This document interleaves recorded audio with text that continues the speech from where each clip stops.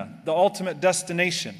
But Allah subhanahu wa ta'ala forgave him, and now we, as the children of Adam alayhi salam, do not inherit his sin or his burden, but we are a continuation of that journey.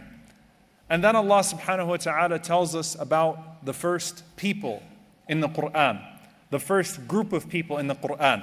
And it's only fitting that Allah subhanahu wa ta'ala starts with the very first human being to connect us to our essence, and then Allah subhanahu wa ta'ala as a collective starts with the immediate ummah, the immediate nation that comes before us to connect us to proximity.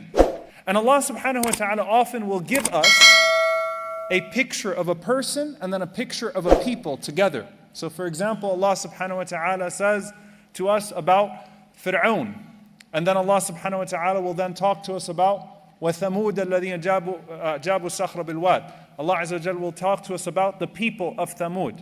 Allah subhanahu wa ta'ala says, بَعْدَ أَعُوذُ بِاللَّهِ مِنَ الشَّيْطَانِ الرَّجِيمِ يَا بَنِي إِسْرَائِيلَ اذْكُرُوا نِعْمَتِيَ الَّتِي أَنْعَمْتُ عَلَيْكُمْ.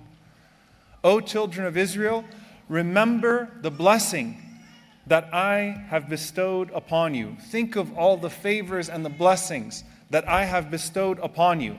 وَأَوْفُوا بِعَهْدِي أُوفِ بِعَهْدِكُمْ. And if you fulfill your covenant to me, then I will fulfill my covenant to you. وَإِيَّايَ فَارْهَبُونَ. And fear me alone.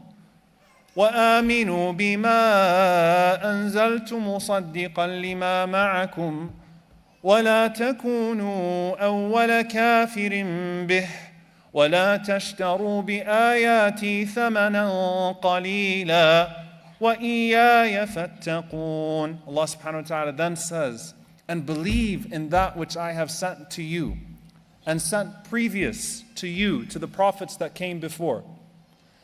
And do not be amongst those who rush to disbelieve in me, and be conscious of me. And Allah subhanahu wa ta'ala continues to tell us this story of advices that He gives to Bani Israel, until Allah subhanahu wa ta'ala then mentions, as a result of that contract, that covenant that you hold with Him, وَاسْتَعِينُوا بِالصَّبْرِ وَالصَّلَاةِ.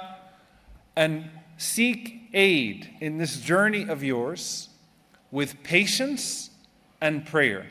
وَاسْتَعِينُوا بِالصَّبْرِ وَالصَّلَاةِ وَإِنَّهَا لَكَبِيرَةٌ إِلَّا عَلَى الْخَاشِعِينَ.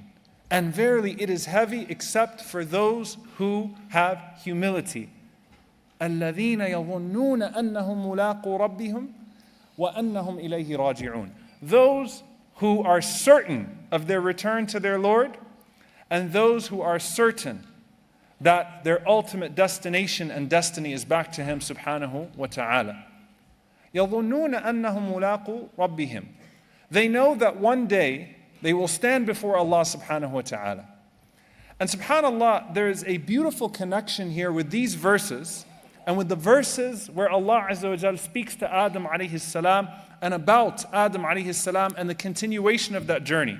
When Allah subhanahu wa ta'ala talks to us about Bani Israel, Allah mentions to us that He has bestowed blessings upon them and blessings upon them and blessings upon them.